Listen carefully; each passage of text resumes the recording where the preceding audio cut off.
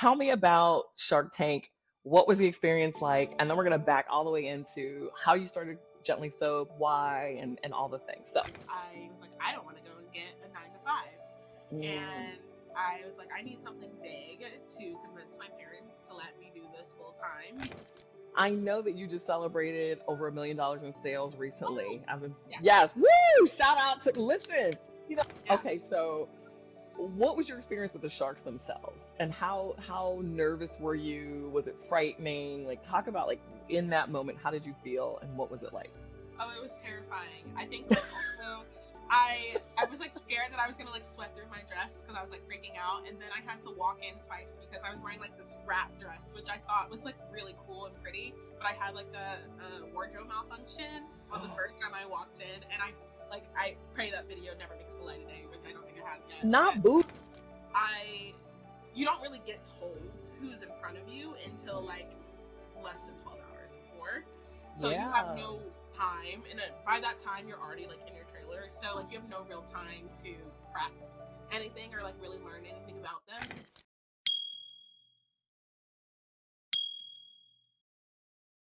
Welcome back, gentle listeners. You are now tuned in to another episode of Kushae Chronicles. I am your host, Kimba, the Natural Diva, and I am deliciously proud to invite our beautiful next guest, Kristen Dunning, CEO and founder of Gently Soap. Hi, Kristen. How are you? Nice to have you. Hi, Kimba. I am doing so well. Thank you for having me. I love talking to you, but especially about all the things we have to catch up on. All the things. So, Chris and I have very similar paths from a CEO, founder, consumer goods, natural products perspective. So, we have so much in common, but our stories are definitely not the same. And we are so excited to have you to learn more. All right. So, first of all, you were recently on Shark Tank for Gently Soap. Like, let's get to it. Let's get right into it. Now, I will tell you, we have applied for Shark Tank and they have dissed us every single time. I'm sick of them, actually. They dissed us, but you know what? I think they just can't decide how to get feminine health on daytime TV.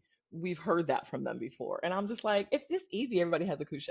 But I digress. The point is, Gently Soap, I think, is much more universal. I'm a fan of the product. I've actually purchased it recently. I'm really excited. I started using my first bar. But tell me about Shark Tank. What was the experience like? And then we're going to back all the way into how you started Gently Soap, why, and all the things. So tell us about the Shark Tank experience first. Yeah.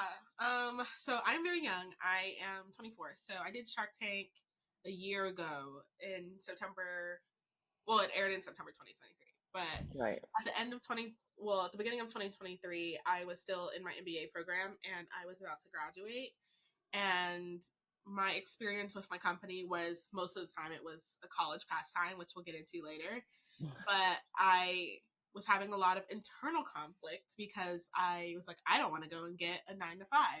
Mm, And I was like, I need something big to convince my parents to let me do this full time because I come from a very traditional family. And they were like, you go get a job and you work at the same job. Like, for context, my dad has been at his job since he graduated.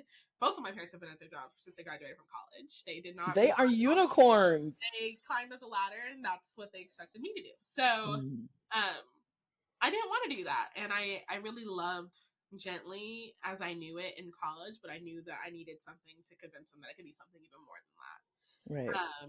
And one of my professors, I was talking to him about just that, and he was like, submit an application for Shark Tank. So I submitted it in February 2023. I heard back while I was at a Taylor Swift concert in like April 2023. And then by June, I was filming. And then by September, it had aired. And it completely transformed my life in less than a year.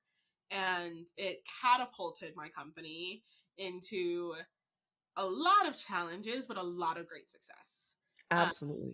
and I am forever thankful, and I still talk to them and am well intertwined in the Shark Tank community. So it's been a joyride, and I don't know. I love ABC. I love Shark Tank. So Yay! All right, so one day we'll get there. It's fine. Shark Tank, whatever. Listen, stop calling me because y'all stay calling me and then stay dissing me, but it's fine. I still like the show. I still love the show. But tell me about the sharks too. So first of all, I know that you just celebrated over $1 million in sales Oh, recently. I've been, yes. yes, woo! Shout out to, listen, that million, it sounds great, but we all know that in startup life, you don't see it at the same time. So you're like, oh, I can look at my Shopify and I know the numbers, but I never saw the million in the bank, like In the bank. all at one time. I wish. You're like, but how come I only got $5? Like, Right, exactly. Yeah, truly. you're like a million minus 9.9, Yeah. whatever. Exactly. But so I think people need to understand that. Like we reach milestones and we raise money, but you rarely see all of the money in the bank at the same damn time because the money just it's already accounted for, it's already spoken Yeah. for. I always say like But the amount of money that I'm moving on a day-to-day basis now blows my mind. oh yeah, Like paying UPS or paying, I don't know, all these different people that be sending me invoices every week. trust I'm me, literally paying someone's like yearly like salary to a corporation right now. For literally, like a weekly paycheck to them to like pay off our shipping costs, which is insane it's because insane. it has completely transformed the way I think about money. Like $100 in high school when I used to get it would be like, oh my god, cool. I'm gonna get some more like leggings and stuff. And now I'm like, wow, $100 gets eaten in like 3 seconds. $100, girl, please, we can't even pay a bill with $100. We're like, Yeah, we like no, haven't bought a thing, not yeah. a box, not a pump, not a jar, not a. Right. Or even like I remember like when you first start like your company, you're like, oh, 2,500 goes so long. Like I just wish I could get a grant for like $2,500, Right. and now like 2,500 is no, like that's not gonna I'm cut it. insulted. Like I don't even get out of my bed. I mean, so let's talk about the pitch competition. So first, wait, we got to back up because we talk about the sharks. Yeah. Okay, so what was your experience with the sharks themselves, and how nervous were you? Was it frightening? Like talk about like in that moment, how did you feel, and what was it like? Oh, it was terrifying. I think like also I was like scared that I was gonna like sweat through my dress because I was like freaking out, and then I had to walk in twice because I was wearing like this wrap dress, which I thought was like really cool and pretty, but I had like a wardrobe malfunction on the first time I walked in, and I pray that video never makes the light of day, which I don't think it has yet, but Not boobs falling out of the wrap dress. no, Oh Lord. actually, literally, because the the person had to come and put like pasties on me, and there was a Oh, whole, and I don't even understand what happened because I was wearing a bra, Spanx, all the things. I don't know how it happened. it I like, literally just bust. It combusted. Like you had it so wrapped tight, and then the thing just blew the top and it off. was so Lord. embarrassing because like like you're one trying to be super professional, also like you're scared, and also like I had to do another test walk out, and then they only had the women sitting there at that point, and I knew something was. I don't to this day I don't know what was shown, but I know that they were like cut, cut, cut, cut, cut, get her out of there, like let's go. So Oh no. that was an experience. So I think like, and I remember like running my lines like with because the first 90 seconds of Mhm. or like 60 seconds or whatever is like a your elevator pitch that you help create, so like Okay, I right. but that's the only part that's like scripted. Ad libby. Oh, Yeah. is it scripted or ad libby? Well, you can definitely change it around once you get in there, but they give you like points because like everyone has that cool little line that they'd be like, "So sharks, are you willing to such and such?" So Exactly. they like Walk with help me give you. gently or Yeah, whatever. yeah, exactly. So they help give you like things so that way everyone can like kind of nail that thing. Hmm. And then they also help give you like little entrance things and like ways to like invite the sharks in when you first come out. But everything else is you from that point on. Wow. So I was like practicing those little things, and you can totally get in there and like say whatever you want, and they tell you that all the time. They're literally like, as soon as you walk through the doors, like that's your time. If you hate everything that we've given you and prepped for you, don't say it. Like it's make sure that it's like unique and Yours. But how can yeah. they even say that? Because you're like, lady, we practiced this for weeks. Shut up. Yeah, Like, I need to yeah. say what I y'all said to I say. enjoyed. I mean, I enjoyed it because they took a lot of. I mean, they take a lot of the stuff from the stuff that you send them. Like you have to fill out this like 400 questionnaire thing. So they'll Literally. take things from like knowing you, and then also all the videos that you have to send them of like pitching yourselves to be on the show. So they'll take Right. all the stuff. So none of it was like foreign to things I had already said. So I just ended up using it. Okay. But I had practiced that, and then as soon as that wardrobe reflector, my brain was all over the place because I was like, you get out of the comfort that I had like been trained so much to have to be like, it's game time, let's go. Because I was like, why did this happen? So I ended up like not delivering it as well as I wanted to, but I mean, when I watched it on TV, I could barely tell. Like, I could tell because I know myself and what I was supposed to say, but I don't think it was noticeable to anyone else. But No, because I watched it and I thought you did amazing. So well, I would have never known you thanks. had a whole nip slip, boob debacle. Like, what the? I think Like, that's your I Kushae still don't know what catastrophe. actually happened, but I know the dress had revealed something, and they were like, "We can't use that. We got to do it like again." They're Um, like, you need to leave and come back. yeah, no. So, Oh my gosh, Kristen, how? And so it was terrifying. Was there anyone in particular that scared you the most?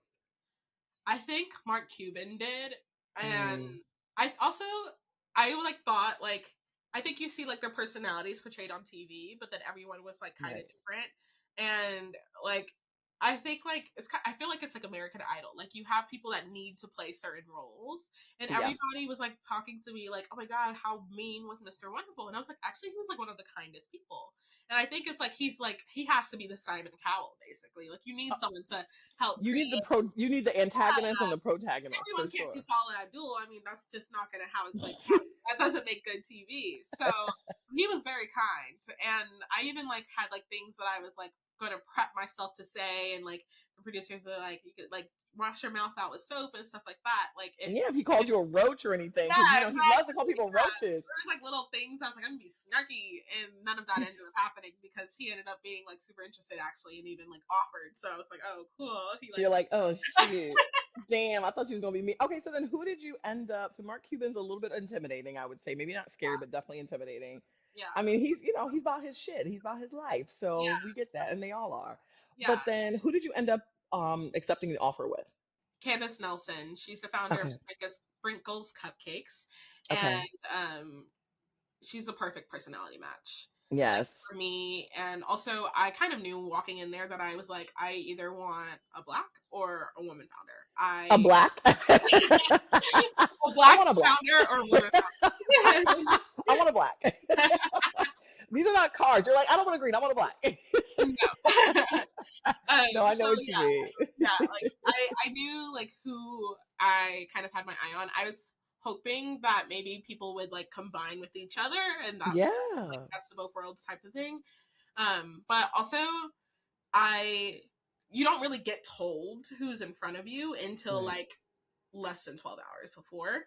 So you have Yeah. no time, and by that time you're already like in your trailer. So like you have no real time to prep anything or like really learn anything about them. So like my first impression of Candace is literally when she was sitting right in front of me. Wow. Yeah, because I'm thinking you don't know who the guest sharks are. You Yeah, know who the typical usuals are, but sometimes the usuals aren't even there. So was Barbara there? Like I saw, you must have had a clip on LinkedIn. I saw just you, but I didn't see the end. I didn't see the decision. So yeah, maybe it was just your clip that I saw. probably it was probably just like the pitch. So I had Right. Mark Cuban, and then it was Candace, Mr. Wonderful, then Lori, and then Damon John. Okay. Yeah, I would have thought Lori. I think Lori's always the person we were looking at to be like, because she's the consumer person, Yeah. but she's more the HSN type of, Well, home shopping she network, said QVC. like she said on the TV show that like, and she said this in a thing obviously as well, but that she was invested in something that was conflicting or like in the same sector Mm, of us, so she couldn't do it of basically. course. So And that's the other thing people don't realize is that there are so many people who might be interested, but if they were interested now, they probably were already interested in somebody else. And it's timing. If you don't get there first, then you don't get the check, you don't get the opportunity. So now, are you able to tell us whether you are? Because I've seen you work with Candace. I've seen her get you into like Oprah's favorite things and all kinds of stuff, or just maybe some of her networks, which I think is fantastic. hmm. Which, by the way, is where I got my deal from on my soaps. was Oh, was the deals and steals on yes, Good Morning America. yes, Woo! I loved it. That was a great opportunity. Yes. Am I able to tell you what? I can tell you anything. Candace is great. Yeah, so are y'all working together? And I'm only asking that because of this. So I saw some data around Shark Tank and the statistics around how many of the deals actually go through. Yeah. And Mark Cuban had the highest deal closure percentage at like 33%. So one out of every three. But everybody else was lower than Not that. even So I'm that like, high. wow. Candace and I, yeah, our deal closed. I was her first Shark Tank Okay. deal ever. Like, Oh I, my I gosh, was that is her first. amazing. I was her first episode on the show, and I was her first baby. Love it. So I am very proud of that because one, um, like I get her undivided attention, which is Yes. You're like, amazing. it's me again, your boo, your Yeah, bestie. she has 2 more companies. She has two more companies now, but we meet every other Monday. And we're talking on texts and phone calls all the time. So she's I very love it. involved, which is great Good. because that's who I wanted, and that's exactly what I told myself before going in. I was like, I need someone who's going to be a mentor more than anything. Like Right. money is one thing, but I was like, I have no idea what I'm doing, so I Right. need a mentor, and Right. that's one thing that she said that actually made me choose her because again, I had no idea who this woman was when I walked in. Right. She even said, and it's like on camera, like she said, like I'm the type of like person that you could call any time of day, any time of night. Like I will be there for you. And as soon as she Mm. said those words, I was like You're locked like, in yes. with her, and I was like, how much do you need? Like what What do can you we do to need? walk out of here? Because I was first of all, she had this power red suit on, so I was immediately like, something about her is it's giving. Drawn. Yes. Yeah. It's giving, I know what I'm doing. It's Yes. giving boss. It's giving Yes. leadership. And then afterwards, I we went to the Grove because we shoot in LA. So me and my mom, we went to the Grove right after, and I went to the bookstore and I bought her book. And then once I read it, I realized I was like, oh, she started this from a passion, just like I did. She knows Oh, exactly who I am. good. And I also met her husband that day too. So and he was really nice. He's kind of like the numbers brain, and she's the creative, fun branding brain, which is Yay. I get kind of like two sharks in one in a sense. So Absolutely. That's what I want to hang out with the fun brain. Like the data brains are cool, but I yeah, need to be with the fun brains because that's, I think Charles. as entrepreneurs, that's who we are. We're the creators, right? Like we're literally birthing these things and creating this stuff out of nothing. So that's our tribe. You know what I mean? For Yeah, sure. yeah. Yeah, for sure. It's been great, honestly. The past year working with her, we closed a deal like maybe like 2 months, 2 or 3 months after the show. Her, I mean, due diligence has to happen. Of course.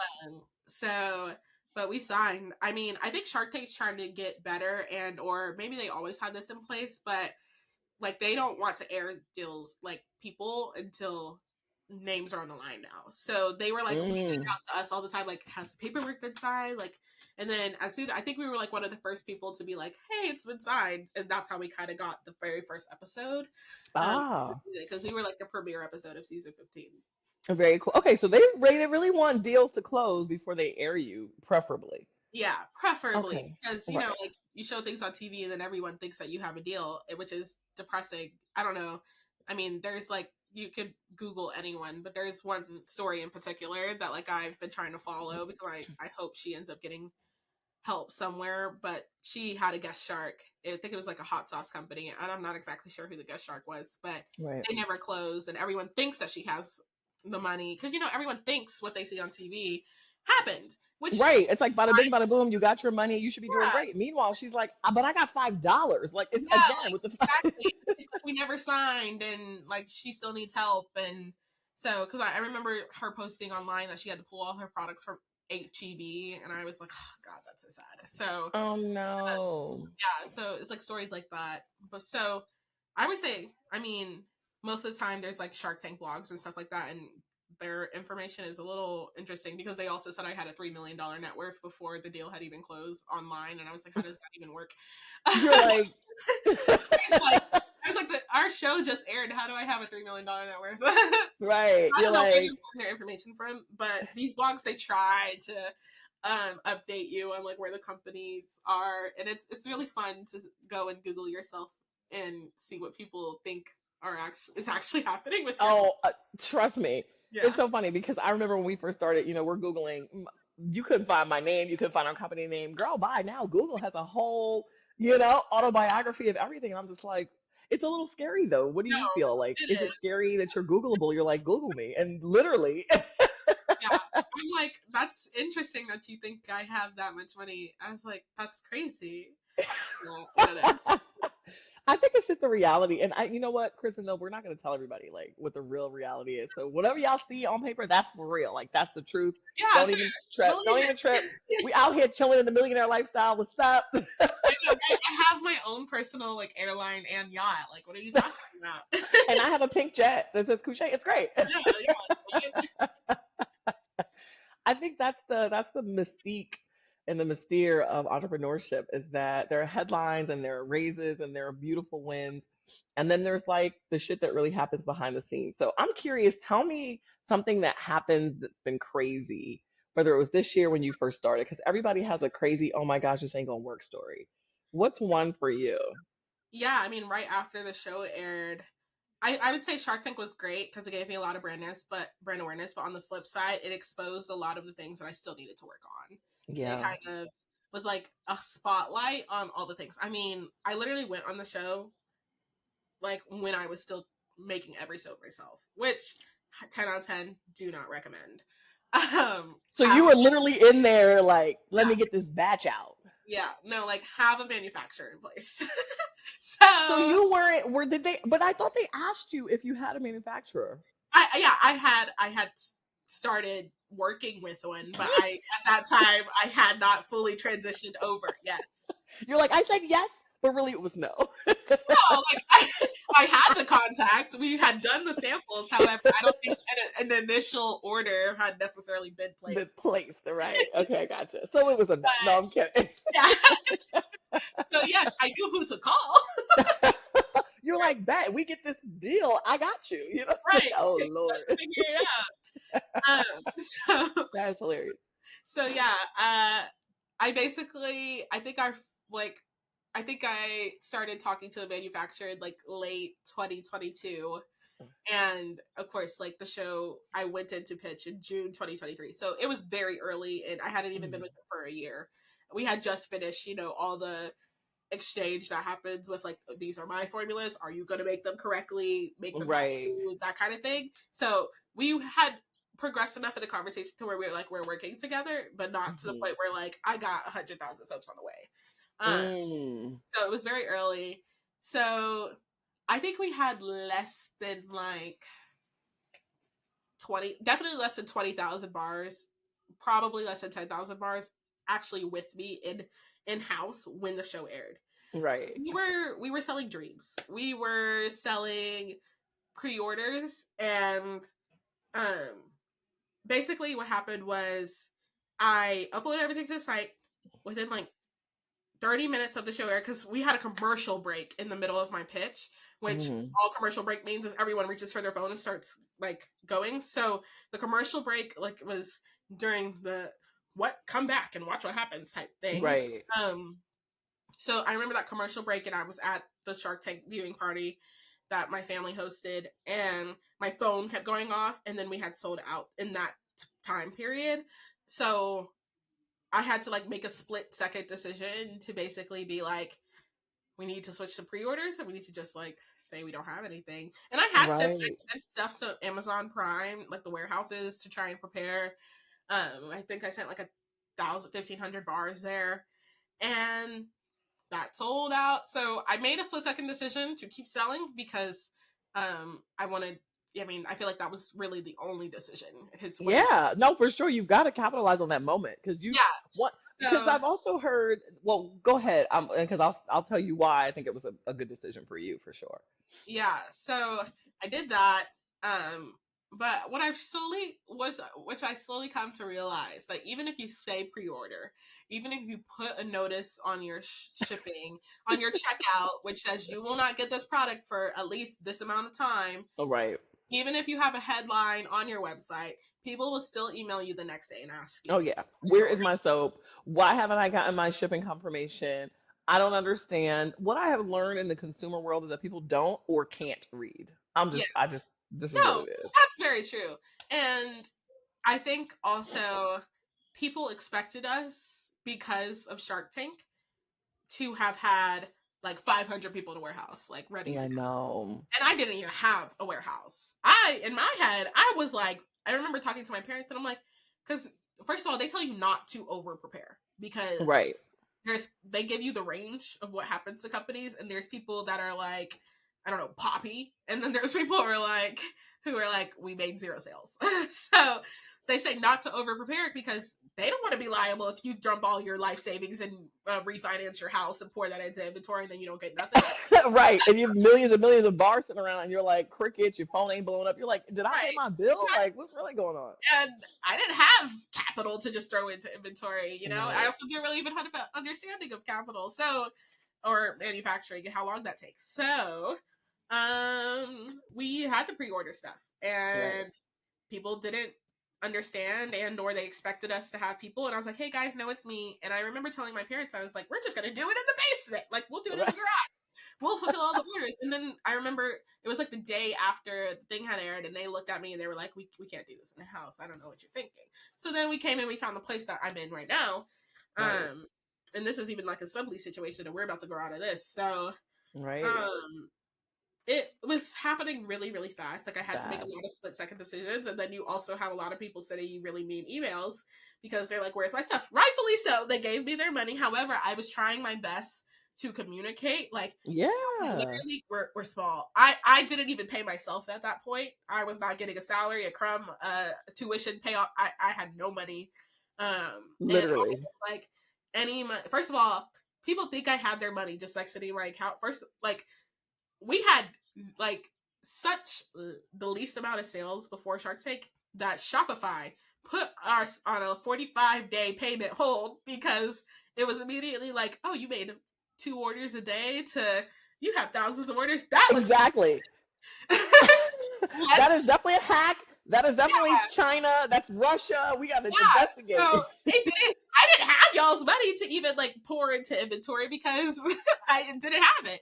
Amazon was holding my payments. Shopify was holding my payments. Everybody was holding my payments. So, like I didn't have the money to make the decisions. I didn't have the money to push rush orders. I just kind of had to deal with what we had, and I was basically trying to make Candace's money stretch. That's Right. exactly what was happening.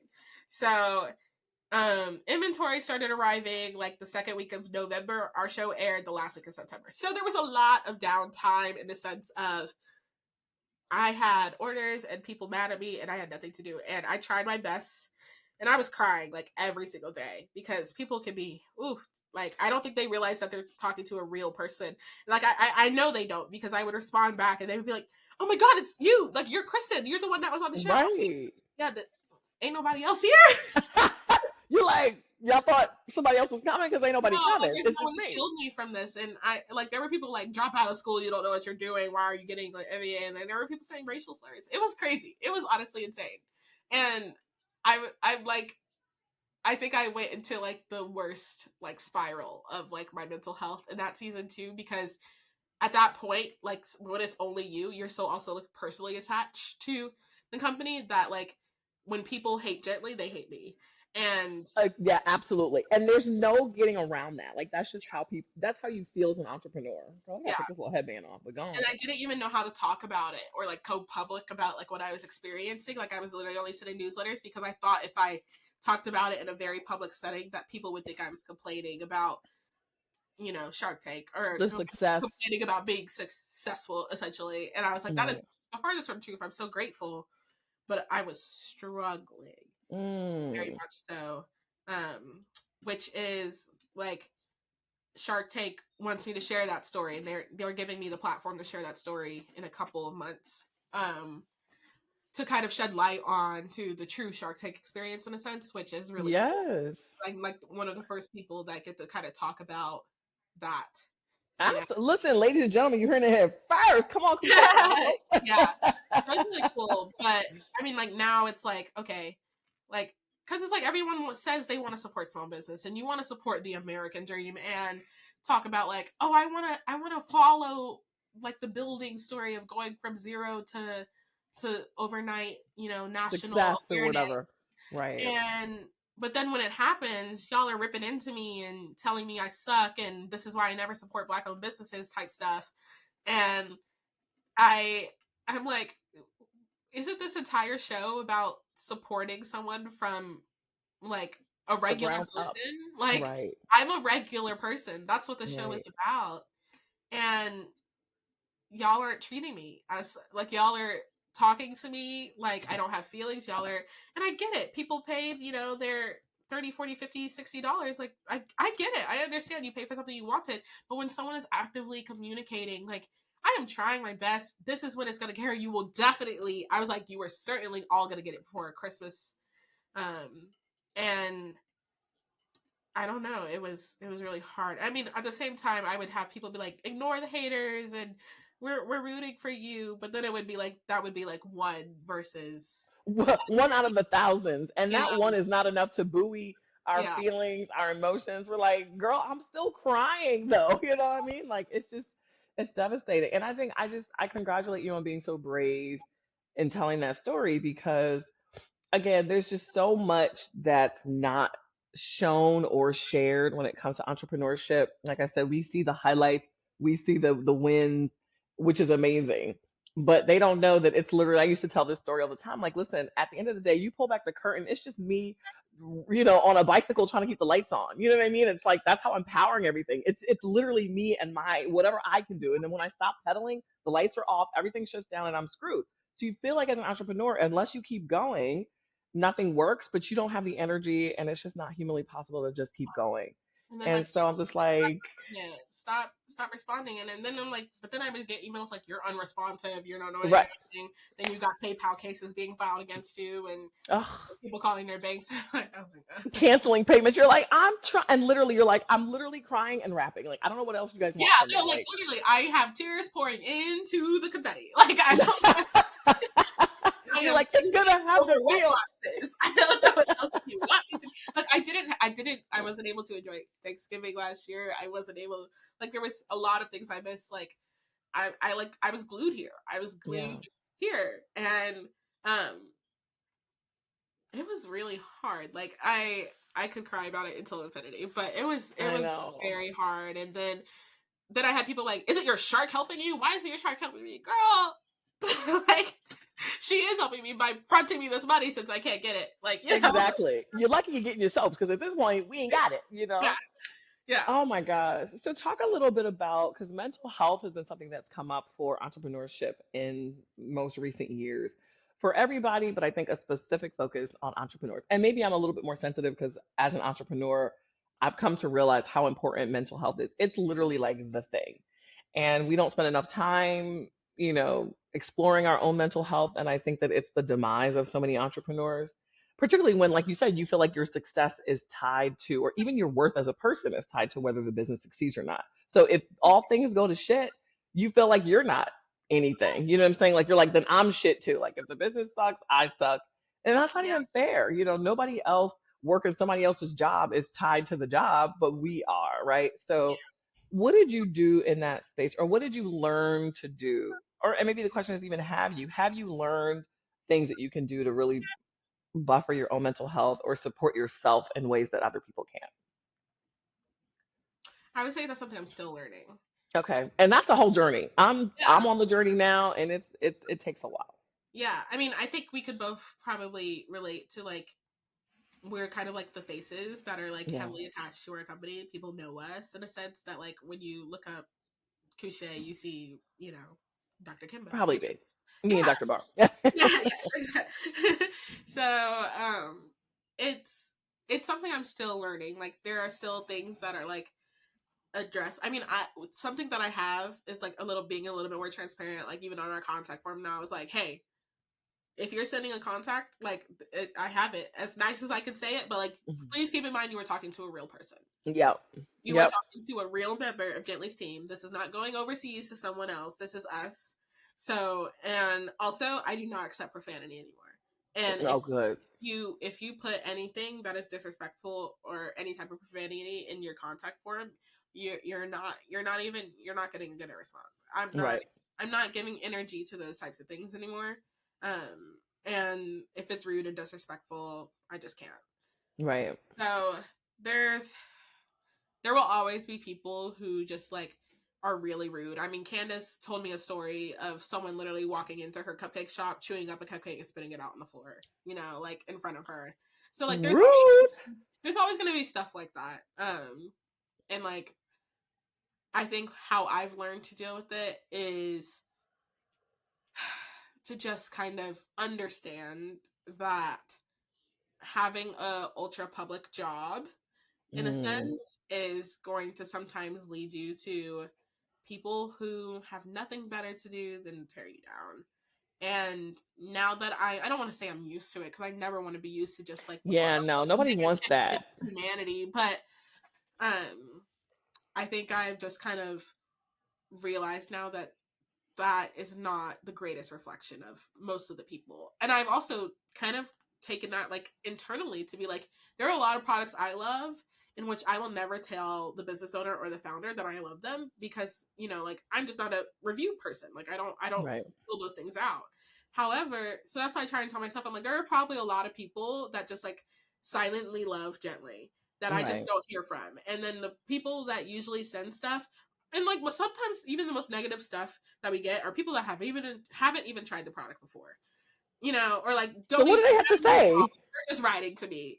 There's like Because nothing to say at that point yeah, at exactly. all. Or they'll like people who have opinions over like the Shark Tank episode and feel like they need to tell me exactly what they would have done better Are as like, you serious? yeah, like I wouldn't have taken this deal. And I'm like, well, that's great because you weren't even in that position. You weren't even on the show.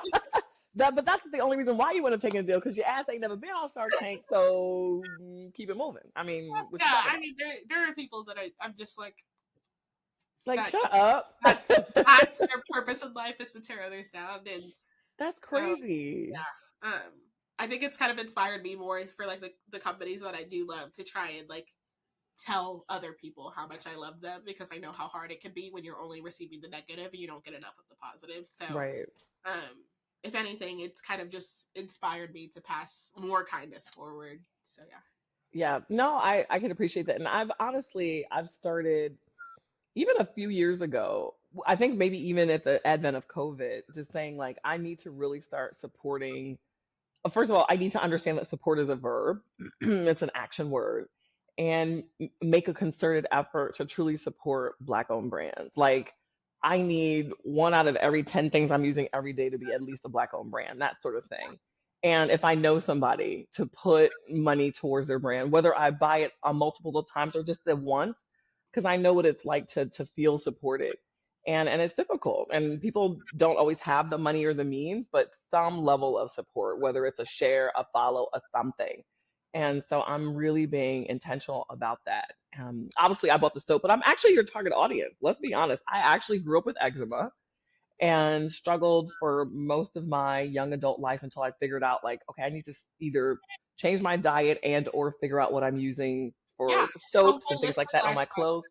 Yeah. Exactly. Lifestyle changes and then diet changes. Figured that out, and I haven't had flare ups in years, but I noticed that stress would flare me. And so, of course, being an entrepreneur is very stressful. And so I was Oh like, I yeah. can't, I Yes. can't allow this, because now I got to take pictures and be on stages and I can't be itching and scratching.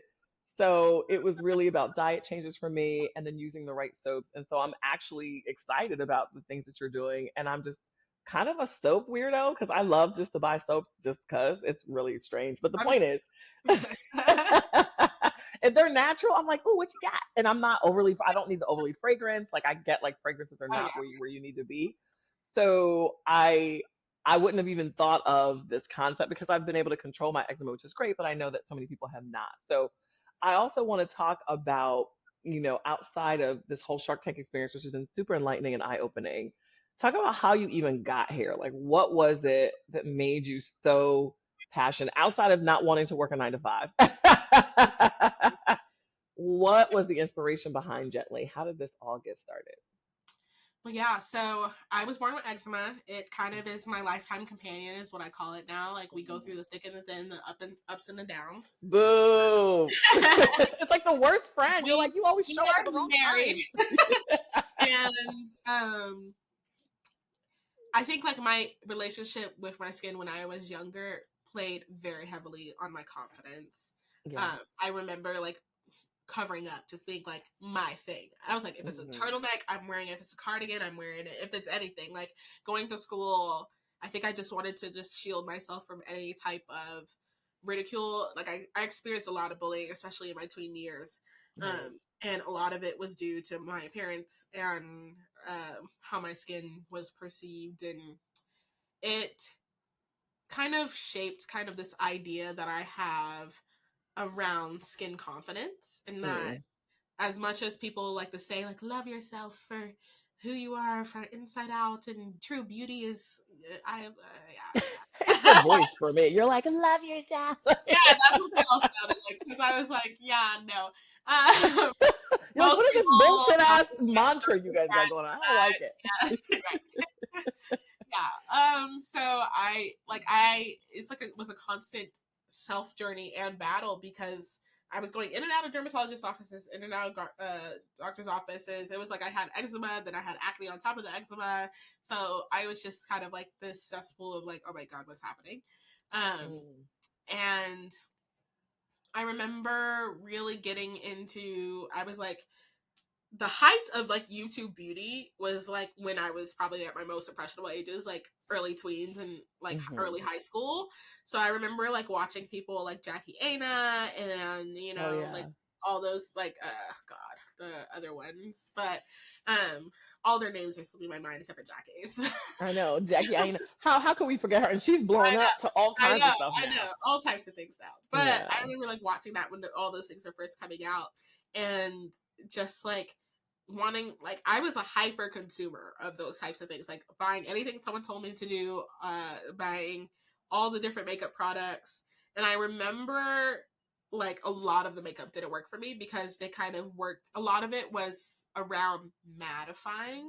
And with eczema, your skin is already like hyper dry. Exactly. And the drier, the itchier. So you're like, this is not what I want. Like a lot of the stuff like I would put on and I'd be like, oh, why is this like, it would like peel under the makeup, and it was just really bad. So I ended up like turning away from makeup, and now there's like range beauty and stuff, which is great for that. But like then I like ended up turning away from makeup and focusing kind of like on my foundation of the skincare routine, because I realized that no cosmetic, no skincare mattered until you work on the foundation of your day-to-day living. And holistic living ended up being something I got super interested in like late high school. And that ended up being connected to how I also was raised. I come from an agricultural family. We have farms in Alabama, and I was raised by grandparents who were very interconnected with nature, and that was their way of life. They were homesteaders and farmers. Oh, really? Yes. So that's not even just, wait, hold on, back up, wait a minute. Farming and homesteading are two different damn things. Let's be honest. The homestead is like every single thing that you're consuming, just about, right? There's some things you still have to go buy, but for the most part, every ingredient, everything is coming from the land around you. Yeah, that was their life. And whenever my parents was like, they were our babysitters. So summer, like Christmas, Thanksgiving vacation, we were sent down there. And I, honestly, as a young kid, I hated it because I was like, there's no Hannah Montana, like in That's So Raven, like I can't watch TV down there. So I was literally forced to unplug before unplugging was a thing. And I had to like, I don't know, I learned a lot about that. And then I realized that there was a lot of like simplicity in that. So as I was kind of returning to my head of like, I need to build a better foundation before I can even consume any of this other stuff that's being like layered on top of, you know, our beauty routines. Like that ended up being something that I kind of went back to. So I ended up finding my own love for my agricultural roots through plant science. So I went to UGA and I studied horticulture and agricultural communication. And I was in greenhouses for years, just looking at plants and their anti-inflammatory properties. And I was really just trying to think about how plants can play a role in our day-to-day lives, but also how we can rely on them and also create a great balance of them within our lifestyles, and more than just the things that are kind of like easily accessible, like teas and lip balms and stuff like that. And I realized for me personally that one of the things that I felt like was causing a lot of personal flare-ups was anytime I bathed or got in the shower. I think I was like fighting with the temperature of the shower, basically. But also, like, I was told to use this one boring white bar soap that's made by a very big conglomerate company for the rest of my life by a dermatologist. And that was what I knew and basically relied on because that was all that was really offered to me. So, this is the soap for me. So this is what I bought, you know, from every store. And I remember going to college and my mom was like buying in bulk for me, and I had like multiples of those bars, and it was kind of depressing because you open up your trunk and it's like oh, look at my bath products, such as one product. And Exactly, because you can't do any of the lotion. You can't do the Bath and Body. Not that now yeah, that we've no, discovered not, that's not even good for you. But no. that's when everybody was into the Bath and Body Yeah, and the no, like the fruity same animal stuff. cells. My mom did that all the time, and then she'd be like, "Oh, well, this is not for you. Like, you can't use that type stuff, you know." Right. So, and I was like, ah, interesting. How can I? Then it's like, then Instagram was like really high, and you started seeing people like share their bathing routines and stuff like that, and their showers Mm. were all cute with like Tree Hut and different type of Dr. Bronner's bottles and stuff like that. And I'd be looking at it and be like, Victoria's wait, people, Secret. yeah, like people stock buy things that's not just this one little white ugly bar. That's crazy. So I was like, how? You're like, is that how people live? Right. Yeah, and I was like, dang. And then I would look at my like college shower, and it'd be like, boop, there it is. That's all you That's get. all you got, boo. Good luck with So that. I started looking for more bathing options, and even the other brands like Vanna Cream and stuff like that I would like Google were basically essentially the same. Like they were white and And boring. boring. So I was like, oh, okay, cool. I'm just gonna make my own soap because I had done so much research. School was shutting down at this time too. It was like COVID, so Mm. I had a lot of plans, and I was like, what if I just try to make something from this? Because I needed to get rid of them because basically UGA told me to shut down all my research, and we had to get off campus. So I had to take all my plants home. Long story, but ended up Wow. staring at a wall in quarantine and Googling DIY stuff and started learning how to make soap and started. I had like a little bit of knowledge from like an herbal program that I was in at UGA at U Garden of like how to make soap and lip balms and all those kinds of things. So that was part of the Right. coursework. So I was like using what I had kind of known to like really like dive into it. And I just fell in love with it, and I just was making stuff and posting about it, and then like my mom's church friends and friends would be like, where can I buy this? I'm like, no, this is for me because Yeah. I'm doing this because I have no choice. And I want something fun. But then when people started asking for it, I was like, okay, cool. Then I got like a Shopify ad one day. They targeted me, and I was like, oh, I'll just start a Shopify store. And then I posted all my tips on the store, posted it on Facebook, and like within an hour we sold out. And then I was like, oh, cool. Then I had to figure out how to ship it to people. And then it became this constant cycle of like, once they had used it Learning. and I got it to them, they were like, okay, when can I buy more? And I was like, oh, no, like that was a one-time occurrence. That was your one chance to purchase it, and this will never come back again. And they were like, oh, Right. continue doing this. And I was like, okay, cool. So then it became like people are asking and I have to supply them, and then it became like a cycle. And then when UJ opened back up again and we came back, I like visited their entrepreneurship program, and I was like, I think I started a business. It feels kind of businessy.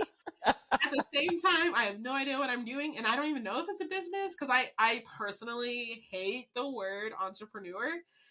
It like just never sat right in my soul. Why? Okay, how you feeling about it now? I still don't like it. I prefer to be called founder. I think it's because like I'm a researcher at heart. Like I love Yeah. being called a researcher. I love being attached to.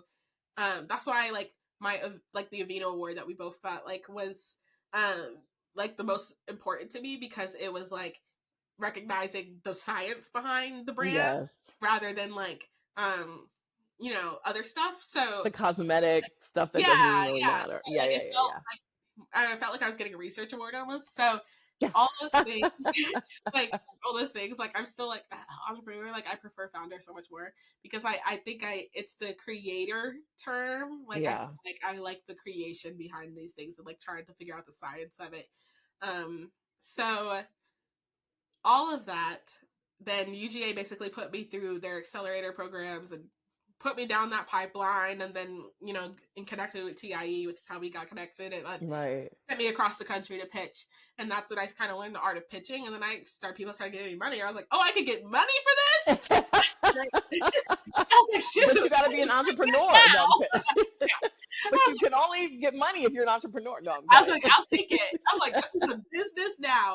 And then they kind of helped me think of like a better name because at that point, I think at first it was called like Kristen's Blends, and then it was called Professional Plant Girl, and then it was called Gently Soap. So all these different things. So professional plant girl. Is that what it was called? yeah, that's my Instagram handle now. But I was like, well, I'm a professional plant girl. So the professional plant girl makes soaps. And I was like, that's the name of the generation. Let's go. You're like, yes, I got it. And we're like, no, that's no, not like, good. they were like, your name of the company should describe the product. And I was like, why does the product matter? Like, Girl, I had, bye. I had to learn all of those things. I literally started from square one. I learned every single thing as it was coming up. Like, I learned shipping as it was coming up. I learned that you could buy supplies wholesale after I Yes. realized, after someone at Office Depot told me, hey, you come in here a lot. You know that you could buy boxes for cheaper than $5.99 a box? I was like, you can? Hello.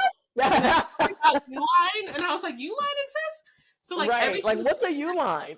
yeah, I learned everything after making very bad mistakes. So that all kind of comes to say that, like, Shark Tank, I made a lot of mistakes, but all of those things helped prepare me to be ready for Shark Tank Part 2, which we got in February when they aired it again, and Shark Tank Part 3, which we got in that September, and then Good Morning America.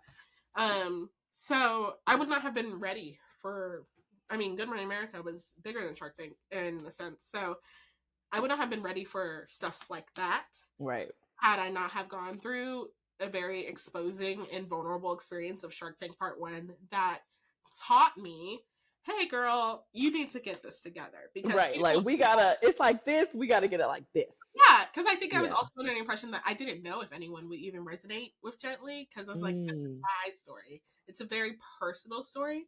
And Shark Tank was the first time where it became other people's stories as well. Mm. So So let's talk about that a little bit. Did you feel like it was a little bit of imposter syndrome creeping in for you? Like, I get it, but does anybody else get it? Although you had already sold some bars, people had already asked you to, yeah, continue to sell to them. You had already started getting pitch money. Did you get on there thinking, I don't even know if this is gonna work? yeah, I think it was because when you talk about like the actual entrepreneurship space, like you're in a lot of spaces with people who are starting apps and Yeah, everything, and even like TIE, like being a CPG company there, and everybody's like, oh, we have a crypto AI something. I know. We're tech B2B SaaS, and you're like, Like, I sell soap for a living. Um, crazy. So I think there was like a little bit of more like I didn't know that other people would buy into the fact that it could be the next, like one of the next national brands. right, I didn't know how I would be perceived because in my head, even now to this day, I think I'm like, oh, I'm still making soap in my dorm room. Like that's how I perceive myself. Like it's right, still not necessarily a hobby because it's literally my job, but it's still something where I'm like, oh, this is so fun. And I truly enjoy it. So then right. when people are like, oh my God, she's like a company. And I'm like, whoa, like I am. You're like, oh, that's me. Yeah, my team members, he tells me all the time. Because I was talking to him the other day, and I was we were sitting at our desk at the warehouse, and Hmm. I was like, "Whoa, people are like buying this." Because I was going through our sales reports, and I was like, Who "Wow, were you? Who were you talking to? Or was it your my dad? employee, Oh, yeah, your employee. yeah." And one of my team members, and I was like, "Wow, people buy this." I was like, "Whoa!" Like when we hit 1 million, I was like, "Whoa!" Like I've sold $1 million worth of this. Like people are checking out, or like I pull up my daily sales, and I was like looking at it. And I was like, people checked out, and they want this. And he was like, "Yeah, that's like the whole point, right?" And I was like, "Oh," like I was like, "That's crazy that people want this. Like I created something that people want." And he was like, "Exactly." He was like, "Are you okay?" Are you having a good day? Or like, what's going on with you? And I think, that's the crazy part is that we never imagined this day. Like we imagined some of the days, like, oh, and then I want to do this. And by the time you start checking off some of the boxes, you're like, I don't even know what to think next. You know what I mean? Like I'm just gonna let it happen and I'm Yeah, gonna work hard, but I can't imagine that I'm doing what I'm doing today, or can't imagine I would have sold $1 million. Like that just it's we crazy. haven't thought that through. I Yeah. know. And people ask you to make like 5-year plans and like 10-year business plans. And I'm like, girl, I don't know what's happening tomorrow. I'm literally, I feel like I'm floating through like this thing, and like Gently itself like has become something more than like it's steering me in the sense of like I don't know, like I like before I didn't know that I could be on Shark Tank. I didn't know that Good Morning America happened. Like I didn't know as much as I know about retail now. Like Right. I don't know, like I didn't know how any of this works. As I learned it, I was like, okay, well, if that happens, cool. But also, I personally would have been okay selling like soap at a farmer's market every weekend, but then like Right. opportunities open up, or like someone calls me and I learn about something, and then it happens, and then it becomes kind of like these things, or like I don't know. And I think it's like also surreal of like I was in this like call with Danessa Myricks, who is like amazing, Oh but like yeah. The she was makeup like, artist. Isn't she a makeup artist? yeah, and Yeah, she yeah, has yeah, her yeah. brand in Sephora, and she was like talking to me like we were peers, and I was like looking at her, and I was like we're You're like, girl, I just got here. Like, what? no, like in my head, I was like people like that think that we are on the same level, and that like it's crazy to me because it's like these are people that I personally look up to, and then they like you get into rooms with them, and you're like sitting at these like beauty founder events, and you're like, girl, Right. that's tinted down there, and then you got Rizzo's curls over here, and then you're like, whoa, that's the founder of Camille Rose, and you're like sitting in the room, and you're like, wait, do people think I'm supposed to be here? You're like, are That's y'all sure? crazy. I was supposed to be outside. I was like, oh my god, that's crazy. Or it's like I like sat at a table, and like the guy from the founder of Design Essentials was sitting there, and I was like, whoa, like that's crazy. You know, those kinds of things still like I think like the imposter syndrome of that, but it's like I think it's just like I I think once you kind of get into the room, you realize that we're all kind of like facing the same struggles. No one really knows what they're doing. I mean, we're all like just really happy to be there. From what I get, anyway, I'm not sure, but from the sense that I No, get when people share their struggles in those rooms, I'm like, dang, they struggling over there in on the shelves, and then dang, like they're asking for help over here, you know. So I feel like we're all kind of just like dang, this is cool. Like, this is kind of like, I don't know. Or like, I talk to Candace, who is someone that I'm like, she knows everything. Like, oh my gosh. And then she'll be like, yeah, I'm actually, I don't know about that. I got to figure it out. I'll be like, whoa, she doesn't even know. So it's like those kinds of things. Like, I feel like all these people that we kind of idolize in entrepreneurship, it's like now we get here and like when you have a conversation with them and they're like, whoa, I don't know what's happening. Like, we're all the same. We're all kind of the we're same. literally all the same. I mean, and I will tell you from my own experiences, we don't have the plans. Do you know what I'm saying? So, like you said, this 5 year, 10 year plan, we're like, listen, first of all, A, if we make it to next year, call me. And then when we do make it, because we're hopeful that we do make it, then anything could have happened. There's so many things that come out of the blue that you're not even aware of. People who used to support tech and maybe are now in consumers could pop up, and that's another door for you. I Yeah. know that you were part of the Black Ambition family. They didn't even exist when Yeah. I started. So I'm just like, Black Ambition, that would have never been on the radar for me. They didn't even, Everything you is know? new. Yeah, and I think like I remember like sitting here at this time last year, like Christmas, just trying to get Shark Tank orders out, and I remember thinking I'm not gonna make it past this moment. No one else is gonna buy again. This is gonna ruin me.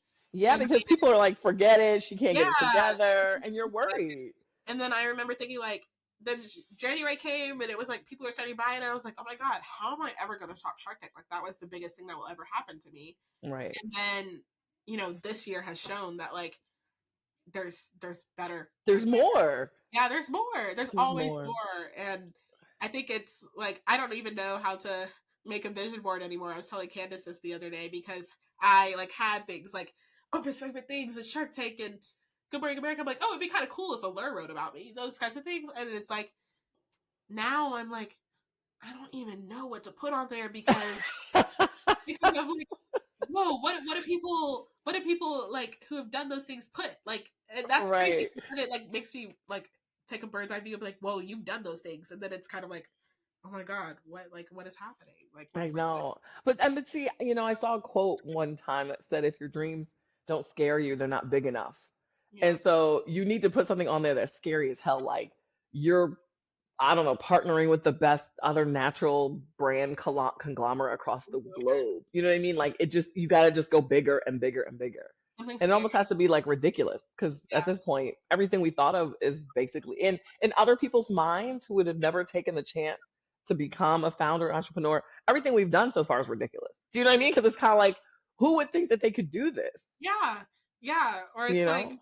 I mean my dad kind of had to have a come to Jesus conversation with me because we like went to a church family event and people were like, so like what's your real job? Like what do you do? And I was taking offense to that because I was like, what do you like What are you trying to say? You're And then my like, dad was like, no, Kristen, you have to understand that like people, like, especially because we go to like black churches, like right. older black people, like they never could have seen someone like you being possible, like I, being I, able, oh, this is ridiculous to them. They're just like, yeah, but you need to have a they don't, job. yeah, they're like, they don't even think that you could support yourself Right. like this. He's like, so take it as a compliment that you are now the first person that they're learning is like, this is a possibility for now young black people to be able to like lead national companies. And I'm like, And create their own, paths. But I would yeah, have been offended, like, girl, go cry in the I pew. was at first, and then my dad was like, settle down, because I was like, what do you mean? Like, this is my job. I pay myself. This ain't a job.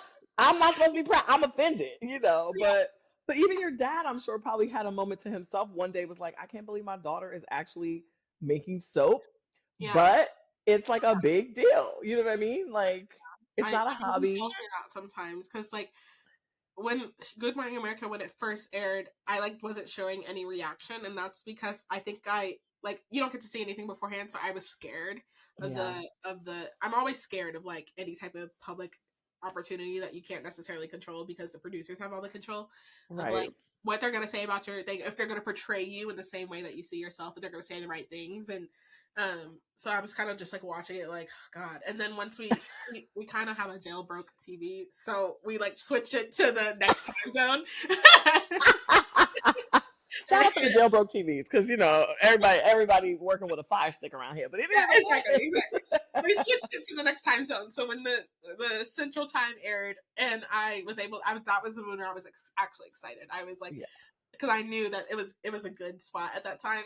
And then I was like, oh my god, we're on TV! And I was like, because he was like, smile, smile, and I was like, Dad, just give me a second. I think like it takes time. Like when you're in the thick of it and things are happening around you, you're like, what is literally happening? And then like looking back on it, you're like, whoa, I did that. right. Like I did that. Like that's my picture. Like that's my thing. And I checked the whole box that I didn't even think I could check. And it's still amazing. It's still powerful. It's still daunting. It's still murky because you can't really see what's next sometimes. But I still wouldn't trade it. I'm just like, and let me get you You comfortable with don't want to be working entrepreneur. for someone? No, Hello?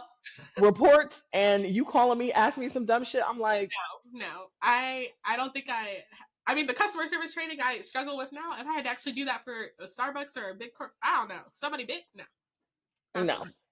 They would fire me. And I had gone back into corporate and I got fired in 4 months because I was like, y'all know I don't want to be here, right? I'm literally trying to run my own company. I don't have time. Like, stop calling me. Like go into the no. Exactly. What do you mean the meeting? I don't have time for a meeting. I'm doing Yeah, my own thing. yeah. I have my own meetings. And so it's just to me it's like nonsensical now because I'm just like, do you know who I am? Hello. So it's crazy, but but every day it's a challenge. And like you were saying before, like you literally have to learn it as you run into it. So the minute you all of a sudden need to like buy new packaging, you're like, well, shit, I don't even know which packaging companies are out there. And it's like, let me get to Googling.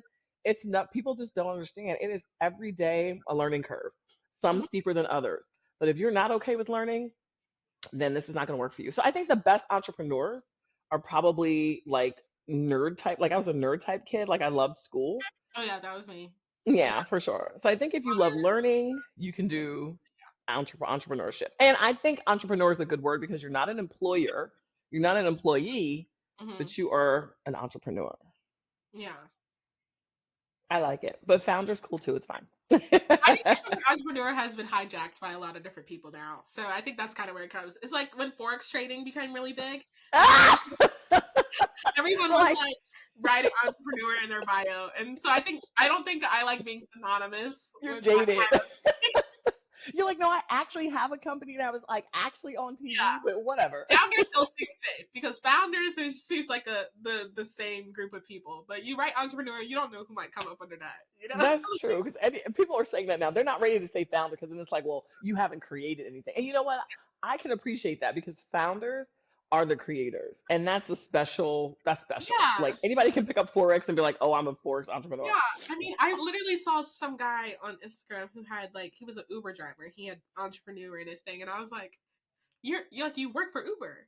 You're not like that's not the same thing. Like you Right. It's for me, okay. So I feel you. I feel you. The yeah, designation, I feel you now with the founder. Because when the people who have actually created something from scratch, from nothing, from air, we are founders. yeah, I'm feeling it. All right, I'm going with that. I mean, I always go with that anyway, but I still like the entrepreneur bit, but I feel like I'm leaning into the founder now. I love that.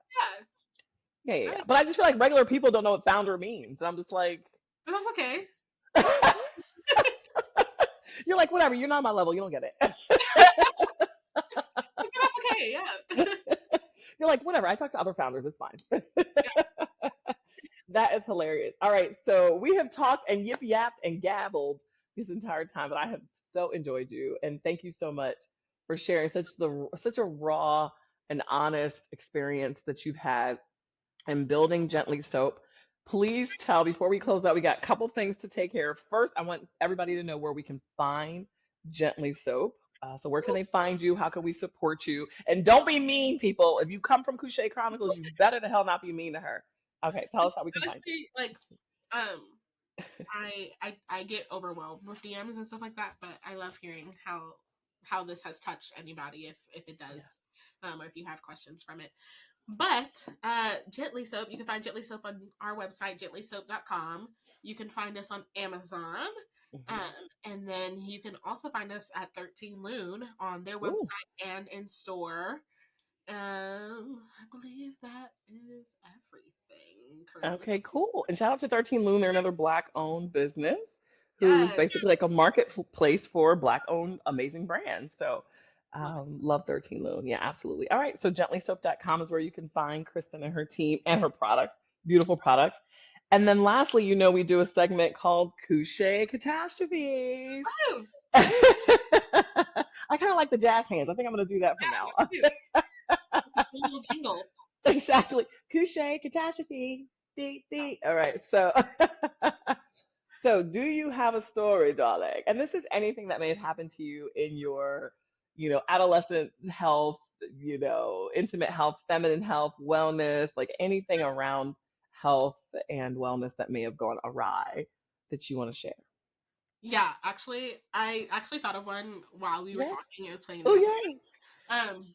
So I think like I'm the oldest of Okay. my family, and my mom has like she doesn't like grow hair on her legs or anything like that. I Okay. don't know what genetic trait that is, but she got lucky. So I had to learn everything as far as like shaving and stuff like that on my own, and it really came from after like girls' gym in 6th grade, and they were like, "You don't shave your legs," and I was like, "People shave their legs." Like I found out everything. I was like, "You were basically ridiculed for it." Um, Mm, so, but I was able to teach my sister, which was great. So she didn't have to go through those same things. mm, However, I remember hearing that like the girls in school were like trimming their pubic hair mm. and like going to get waxes, and they're like 12, and so their parents are taking them, like their moms and stuff are taking them, and I didn't feel comfortable asking my mom about that kind of thing because I knew she didn't do that. And so I was like, I'm gonna do it myself. So I remember my mom my mom was like a couponer. Right. So she was like always in CVS and Walgreens and stuff like that. And then Mhm. we get like little allowances and stuff like that. So I remember paying for like my own at home wax kit on myself when I was like maybe like 14 or 15. Mm. I'm just gonna start waxing because I was in like color guard and dance, and the uniform that we had I felt like was like uncomfortable. Like Right. so I was like, I'm going to wax it off so that way this can be more comfortable because it was like a skin tight uniform and Right. catsuit. And I was like, and then I remember I literally learned everything because my friend Catherine at the time was like, "Girl, just go get wax." And I was like, "You're so right. I would do that." So I went to CVS and I got it, and then I like sat in the bathroom trying to do it on myself, and that was an experience. I remember like I put it down. I like was laying on the floor, like I was like, ah, because I was like, like having to pull your own wax strip that like for the first time, and you're like, I'm for it. Like I'm literally like foreign to pain. Like so that Girl. yeah, because all I had known at that point was like I think like I remember my mom's friend, Miss Tiffany. I like asked her about it while she was over at the house one time because I still was scared to talk to my mom about this, and she was Right. like, "No, just like take some scissors and trim it." And I was like, "Cool, yeah, I'll do that." So I did that for as long as possible until I realized other people were doing even more than that, and then I was like, "I'm gonna do more than that because I want to be cool." And yeah, so I gave myself my first Brazilian, and that was I think I it wasn't a total job because it was highly painful. I'm sure, and it probably was patchy. Poor thing, you probably didn't even know And how to lay it the way they do. no, because it was like pre-waxed strips. I remember the box. I could literally see it. It was like CVS brand, but it was Oh, like it kind of like it pulled apart like bandage would, like where it right. had like the The little white part perforation in the and then middle. yeah, the white part Right. and then the clear part. So you like pull the clear part off like you were laying down a sticker, and then it had like the stuff already on the paper.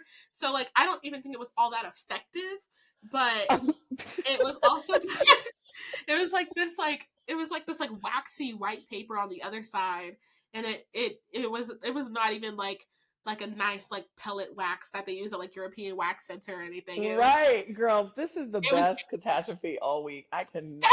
This. it was shaky, but sometimes that's how you have to learn. Now I have a European Wax subscription, and that is like my what I do. But I Listen, kudos to you because I literally am in the vagina vulva business and I have yeah, never waxed and I'm not interested at all. And really I have a high pain tolerance. I have 3 children, all vaginally birthed, no painkillers, no medicines, no nothing. Like I'm like granola mom.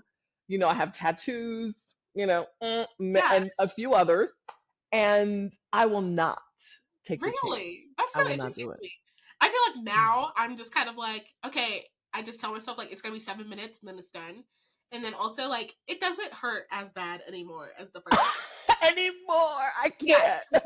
Like it will never be as bad as the first time. And even the first time getting it professionally done was like a rude awakening. But like now I think it's like less. Either less or like my brain has convinced me it's not bad. It's kind of like how they say what happens when you have a baby. Of course, I have never had children, but Right. like they say that your brain has chemicals to make you forget the pain, so that way you can do it again. Exactly. Yeah. So you can I feel procreate. like maybe it's similar. Maybe you get like a tiny bit of those chemicals released when you get a Brazilian. Yeah, but you're also not having a baby every 6 weeks. Like, Yeah, that's true. That's true. I will say, like, there are multiple times where I have to like talk myself into going, like, because I will be like, I really want to go right now, and then I'll be like, girl, go. Like, I'll just like drive to the Starbucks next to it, and then I'll like sit in the parking lot and be like, it's right across the street.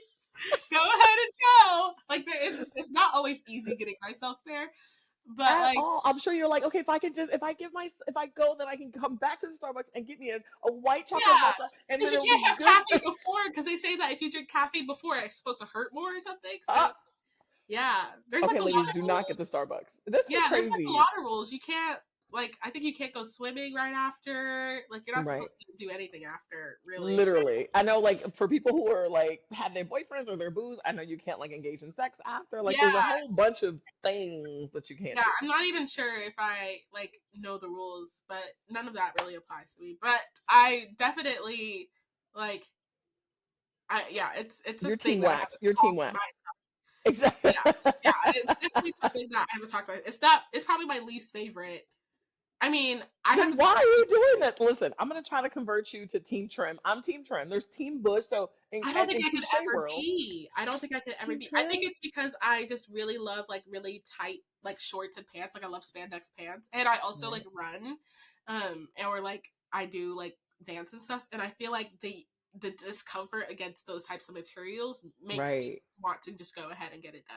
Ah, okay. Because Team Trim is recruiting. So anybody who wants to join Team I think Trim, I'll join Team Trim probably during like my first pregnancy or something oh, because for sure. Because I after a cannot while, you can't even imagine see getting it. a wax while having a belly. Yeah. That would be an experience. And at that point, you can't even see past the belly. So you're kind of like, I don't know what's going on down there. You can't see your shoes. You can't see your couche. You can't see But is anything. it bad that So I would probably still want to go get a wax before having a baby? Is that no, like bad? Because I feel like all the doctors are going to be looking at you, and then the they nurses. will, but they don't care.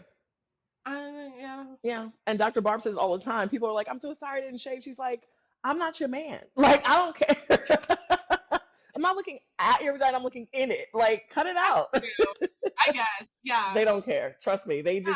just as What if you gnarly. have a tear or something? Wouldn't I mean? I would just want to make sure they could see everything that was going on, like so they could stitch it up and stuff like that. Like they have to have Okay, full. they might just trim it for you. I mean, it's just That's true. I actually don't know how childbirth really like how the experience is. So woof. It is not for the weak. yeah, no, like Which I is just why only women can do it. Shout out to the right. women. Yeah, Okay, that's a good very good. thing. And But all I will tell you is that for the beginning of since the beginning of dawn, the dawn of time, the beginning of time, women have always had children, and so you are built for this. oh, that's So so true. I'm whenever you're sure they ready. weren't getting European wax center in the Paleolithic era. Exactly. So if you can do that, you can have a baby. It's fine. We're built for this. You have everything you need to be Oh, successful at having a baby. Don't worry about it. Good luck with hopefully your I got at least 10 waxing. years on me for that. 'Cause I'm gonna need 10 years to talk. If I gotta talk myself into a wax every 6 weeks, I'm gonna need 10 years to talk myself into child. All right, well, start now because there's a time limit on the baby thing. I'm just saying. That is true. That is true. I think the holdup comes from the husbander part, like the husband. Okay. Gotta The find partner one of part. those first. Yeah. So. True. Okay, very good. So I'm recruiting for Team Trim, and then we're gonna have to start like a singles. Somebody actually tried to start like a entrepreneur founder singles meetup thing, I would like love that. because they need to understand your life because otherwise they don't get it. And I'm just like, I don't have time to explain to you why I'm so passionate about this thing that I just kind of made up. You know Well, what I'm saying? especially like, me being young, a lot of people my age are like getting their first job, and I'm Boring. like it's just not. We're not aligned. Like I hate myself sometimes. I'm like, why did I go and girl boss too hard? Because now I've like outpaced a lot of people my age, which is really sad I as far as dating know. goes. But I will tell you, at your age, you kind of need a steady Eddie, is what I would call them, a corporate guy who has health benefits and Oh, all the things you don't have. benefits? Yes, I was like maybe even an army guy because then I could not have to worry about benefits at all. Exactly. That's And he won't smart. even be there. So, okay. Right. I got 2 years before I turn 26, and that's gonna be a brutal awakening when I have to, healthcare and all that kind of stuff. So Yeah. I gotta start playing it, smart. Strategic, my girl. Strategic. Okay. Steady Eddies for the win. Mm. Well, if you Yeah. know anyone, let me know. Yeah, no, I don't. Well, let's be that way.